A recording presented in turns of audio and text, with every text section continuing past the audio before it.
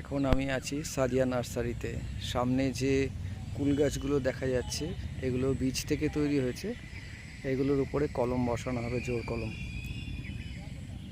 এখানে প্রায় ৬-৭ রকমের কুল গাছ পাওয়া যায়। মিস ইন্ডিয়া, বল সুন্দরী, বাও, নারকেলি কুল, এছাড়া আরও ৩-৪ রকমের আছে।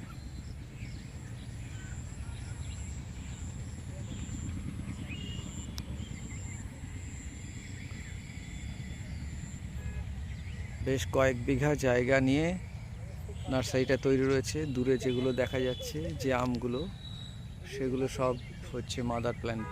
দূরে কুলের বন দেখা যাচ্ছে, এখানে এটাও হচ্ছে মাদার প্ল্যান্ট। প্রচুর কুলের ভ্যারাইটি রয়েছে, এগুলো মাদার প্ল্যান্ট।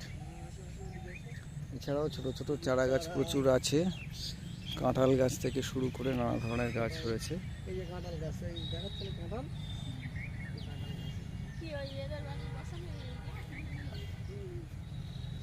জায়গাটায় আসতে গেলে গুমা স্টেশন থেকে নেমে বা বিড়া স্টেশন থেকে নেমে টোটো ধরতে হবে, বা অন্য যে কোনো যানে বদর বাস স্ট্যান্ডে আসতে হবে।